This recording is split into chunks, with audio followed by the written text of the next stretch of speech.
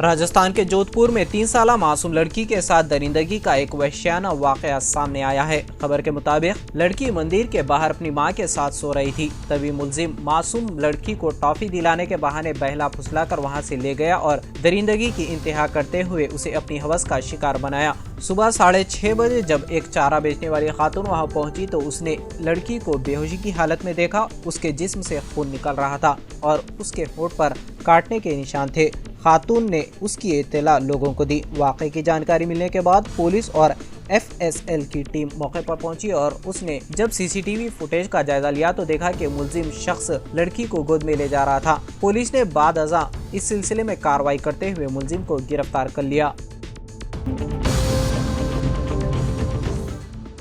अभिषेक मानु सिंघवी ने कांग्रेस के राज्यसभा उम्मीदवार के तौर पर अपना पर्चा नामजदगी दाखिल किया।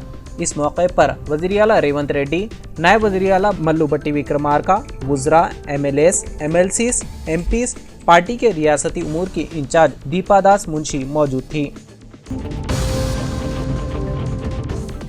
गजा पट्टी पर जारी इसराइली हमलों में शहीद होने वाले फ़लस्तीनियों की तादाद 40,099 तक पहुंच गई है। गजा में सेहत अफसरान ने ये इत्तला दी। सेहत अफसरान ने बताया कि अक्टूबर 2023 में फ़लस्तीनी इसराइल तनाज़ा शुरू होने के बाद हलाकतों की कुल तादाद 40,099 और ज़ख्मियों की तादाद 92,609 तक पहुँच गई है। इसमें कहा गया है कि बहुत से मुतासरीन मलबे के नीचे और गलियों में दबे हुए हैं, जो तिब्बी अमले और शहरी दिफाई टीमों की पहुँच से दूर हैं।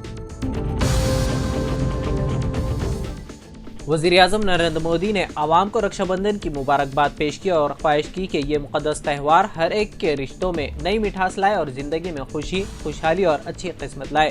कांग्रेस के MP राहुल गांधी ने भी रक्षाबंधन पर हमवतनों को मुबारकबाद दी है और अपनी बहन प्रियंका गांधी के साथ अपनी एक तस्वीर भी सोशल मीडिया पर शेयर की है। भाइयों और बहनों के दरमियान अटूट रिश्ते से जुड़ा त्यौहार रक्षाबंधन आज मुल्क भर में मनाया जा रहा है। PM मोदी ने X पर एक पोस्ट में कहा कि रक्षाबंधन के मौके पर तमाम हमवतनों को बहुत सी नेक ख्वाहिशात।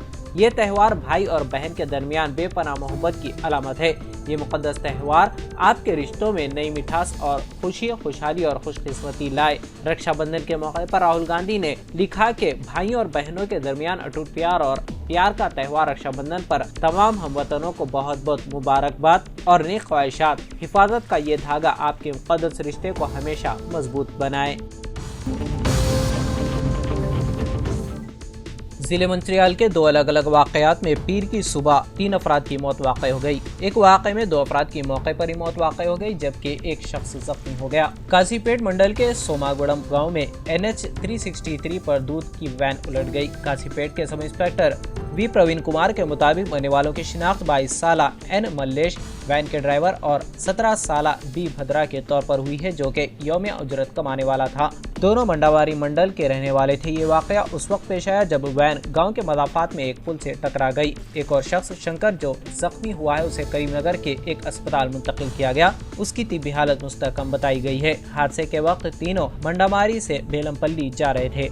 एक और वाकये में एक शख्स की मौके पर ही मौत वाक़ई हो गई, जबकि 4 जख्मी हो गए। राम किशनपुर पुलिस स्टेशन के हुदूद के तहत बोकला गुट्टा के मदाफात में गंधारी वनम पर NH 363 पर एक लॉरी को टक्कर मार दी। पुलिस ने बताया कि आसिफाबाद मंडल के अड्डा गांव के 41 साला ठेकेदार M चंद्रशेखर को शदीद चोटें आई और मौके पर ही उसकी मौत वाक़ई हो गई, जबकि उसके अहले खाना को मामूली चोटें आई। जख्मियों को मंत्रियाल के अस्पताल में दाखिल करवाया गया है। जब ये वाकया पेश आया तो वो अड्डा गाँव जा रहे थे।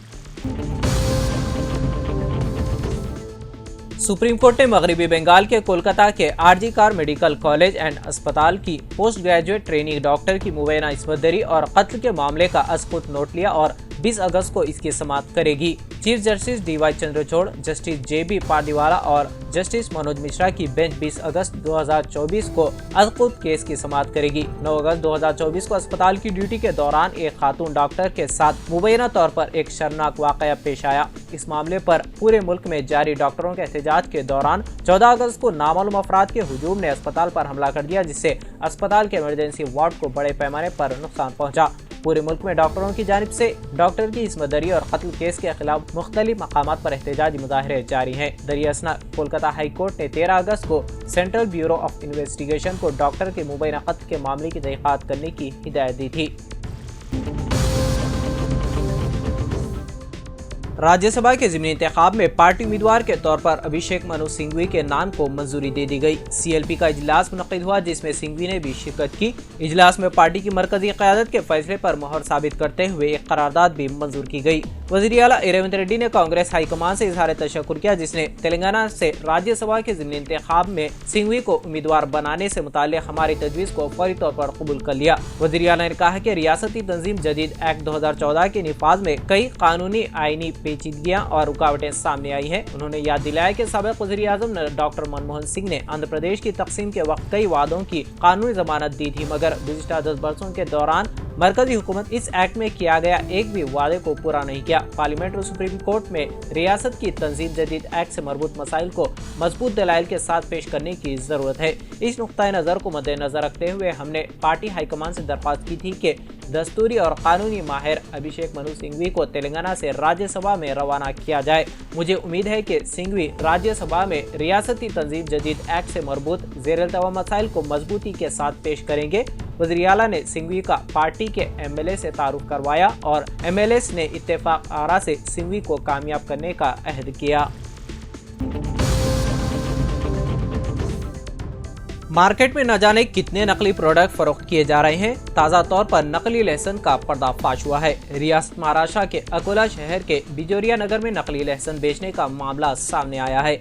यहाँ पुलिस के रिटायर्ड मुलाजिम सुभाष पाटिल की बीवी ने कॉलोनी में तरकारी बेचने आई हुई एक खातून से लहसुन खरीदा था, लेकिन जब उन्होंने लहसुन को इस्तेमाल करना चाहा तो उनके पैरों के नीचे से जमीन निकल गई, क्योंकि एकदम असली दिखने वाला लहसुन दरअसल नकली था। इस लहसुन को सीमेंट से तैयार किया गया था। ये वीडियो सोशल मीडिया पर तेजी के साथ वायरल हो रहा है, जिसमें देखा जा सकता है कि ऊपर से लहसुन की तरह नजर आने वाला लहसुन दरअसल सीमेंट का बना लहसुन था। वो असली नहीं था। ऊपर से वो बिल्कुल लहसुन नजर आ रहा था, लेकिन जैसे ही आप उसे छीलते अंदर सीमेंट निकलती है।